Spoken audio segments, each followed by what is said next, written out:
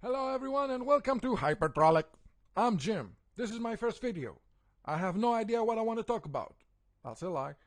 I wanted to talk about art, but I have no idea what is art and what to talk about. So let's make some jokes. Wait, we can do both. Our subject today is electronic arts. Once upon a time, a man named Trip Hawkins, with a few others he recruited, refined a business plan and had the idea to treat software as an art form and called the developers software artists. Therefore, the name of the company was to be Soft Art. But there was already another company called Software Arts, so it was not an option.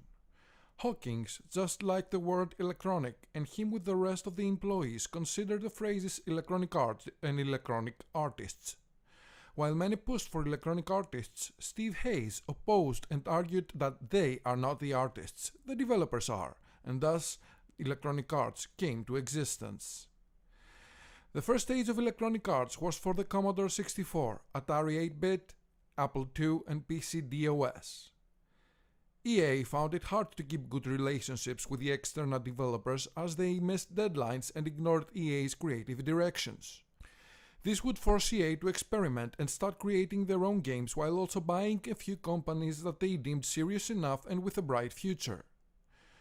Trip Hawkins had a thing for simulating sports, and EA's first success was Skate or Die, a skateboarding simulator.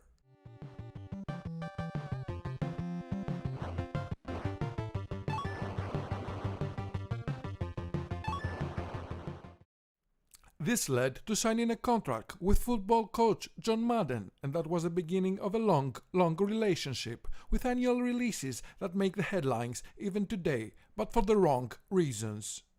It seems that maybe the Madden series could be the bad blood that runs through EA's veins. In the 90s, EA reverse engineered the Sega Genesis console to sell their games without paying the license fee to Sega, which was $8 to $10 per cartridge. They settled at a compromise of $2 per cartridge and a $2 million cap on the fee because Sega feared that EA would sell its reverse engineered knowledge to other companies. That little deal saved EA $35 million. By this time, Trip Hawkins was gone and a brand new CEO came along, Larry Probst. EA became focused on its branding, separating the major sport titles to EA Sports, directed to sports fans, and everything else that was directed to a more general target audience went to EA, like the classic now arcade racing game Need for Speed. In 2004, Sega had a hit with ESPN NFL 2K5, and that grabbed the market share away from EA's Madden NFL series, and that was the catalyst for EA to start making large exclusive deals on sports games, and in 2005, ESPN gave EA exclusivity to all ESPN content for sports simulators. Electronic Arts was riding the stock market with these sports simulators, and it was the first publisher to release yearly updates for its sports franchises, which include Madden, FIFA, NHL, NBA Live, with updated player rosters and small graphical and gameplay tweaks. As you can see, EA had the formula locked down. EA Sports had no ties to a single platform, which gave them the freedom to release their games in the best-selling active platform, while other companies had to abandon them.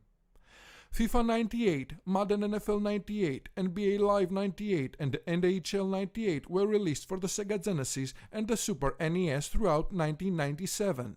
Madden NFL 2005 and FIFA 2005 had PlayStation releases in 2004.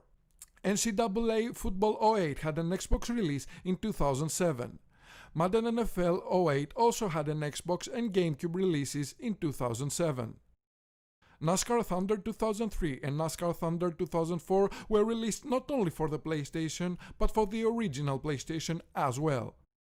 At this point, I have to wonder, was Trip Hawkins the hero and the saint who created the perfect electronic arts with a dream? Or was Trip Hawkins the one who had the original idea that he could create games with annual releases with minor updates and sell them as brand new?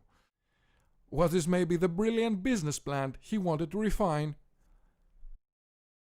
So while the main Electronic Arts franchise bought out great up-and-coming gaming studios with some of the greatest games ever made and drove them into oblivion little by little while squeezing every last penny they could get from them until those studios became too expensive to keep around and ultimately shunted them down while keeping the rights to those awesome titles that made history just to put them in a generic package and with the lowest effort sell us a nostalgia trip, while the original creators who cared so much to create those titles got nothing in return, there was EA Sports doing its thing in the background. EA Sports was already a super successful model for more than 20 years. A lucrative model that had achieved the highest of all dreams for any businessman and hardcore CEO. Super profits with as much less work as possible. And this is the Holy Grail. This is the secret recipe. This is what brings your nightmares to life with all the great franchises of our times. This is what drives the exquisite minds of the high executives of our days.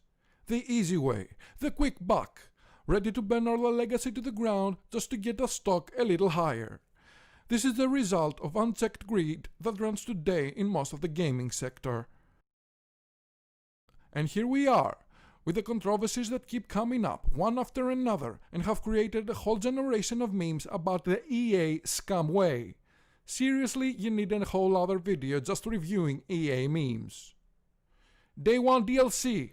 What, are you a fool? Here's the game, sure, but if you want the complete experience you have to understand that it's additional content. Server shutdowns. Go buy the newest addition to the games. Why are you playing the oldest but maybe better edition of FIFA or Madden? We got brand new edition every year for you. We do this for you. We do this for you. Forced multiplayer. Because you should play Dead Space 3 with your buddies because it's too scary to play solo. Because single player games are dead. Origin genius idea to kill accounts that had not been used for 2 years, destroying all the games you paid and all the progress you had made. Oh, it was a mistake, they would just put it there by mistake, they say it was a misprint.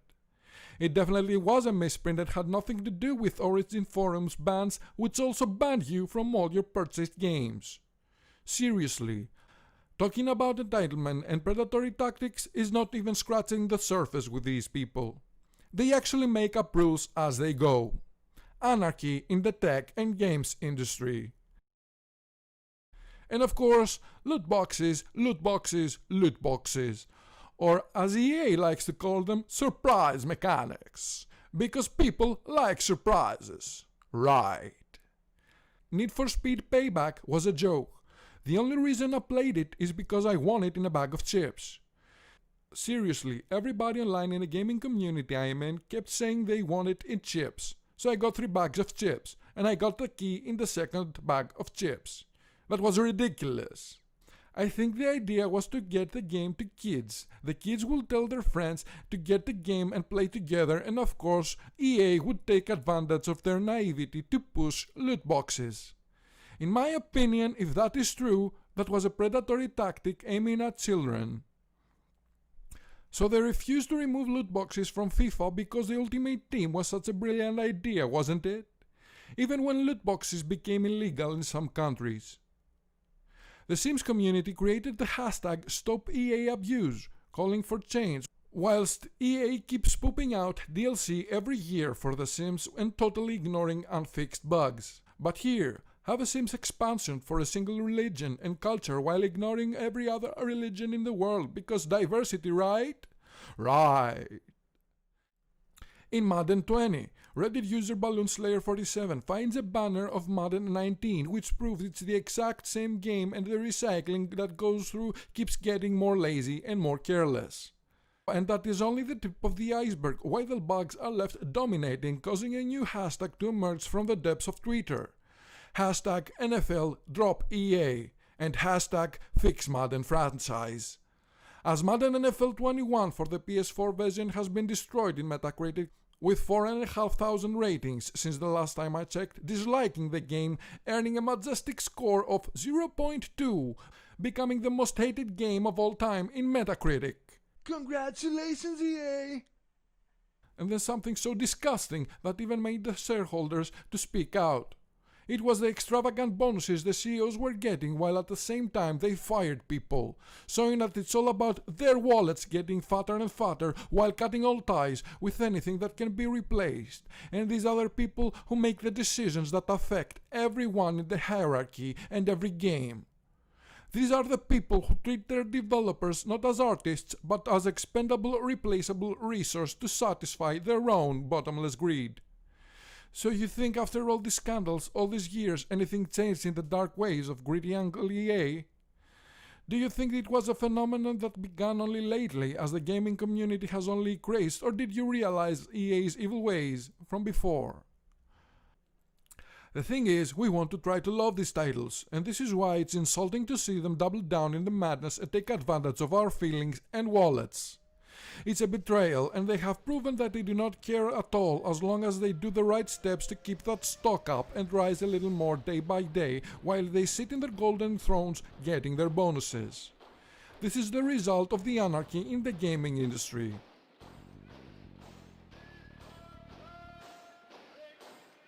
There are hacks everywhere always trying to find a way to increase profits with absolutely no sense of ethics or remorse. But of course, censorship in video games is more important than fixing the limitless greed that actually affects people's lives. And while the politicians pat themselves in the back that they managed to censor blood, boobs and bad language, the business remains a Wild West frontier.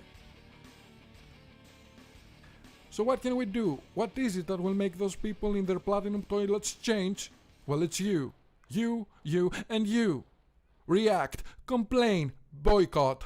Your hashtags are working. Share, post bugs and proof again and again. Push the problem into mainstream consciousness.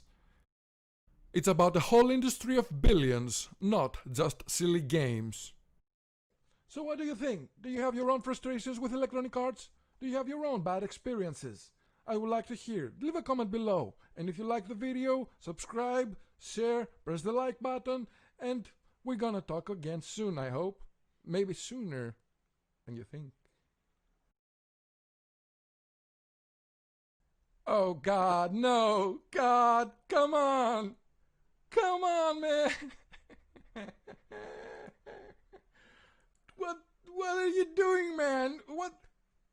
I can't even keep up, man! Nobody can! What the... Why? Just why? Dear Lord, man! You can't fix the damn game? You have to put this guy's face back inside the game first? Or will you ever fix the game? Is that an option? Was it ever? Will it ever be an option to fix a damn game? Dear Lord, come on, man. Look at this guy. What? I don't care about this guy. Good for him in the end, but what about everyone else who buys your stupid game and doesn't agree with that guy? What the hell are you doing? Wait, like this? Like this. Why? Colin Kaepernick is one of the top free agents in football and a starting caliber quarterback. The team at EA Sports, along with millions of Madden NFL fans, want to see him back in our game. We've had a long relationship with Colin through Madden NFL, and empowers our fans to express their hopes for the future of football. We've worked with Colin to make this possible, and we're excited to bring it to all of you today. We're not talent. Rates him as a starting quarterback. He's not even a starting quarterback anywhere right now. But okay, sure. His rockstar status must be big. Where was I? Starting today in Madden NFL 21, fans can put Colin Kaepernick at the helm of any NFL team in franchise mode, as well as play with him in Play Now. We look forward to seeing Colin on NFL teams everywhere. Yeah, but why? But who cares? Fix the game, man. Fix the damn game. Oh my God! You won't fix the game! Dear Lord. Oh, there's the quartering. Shout out to the quartering. Hey, Jeremy. Dear God, come on, man. Oh my God. I can't even anymore. Hyperbolic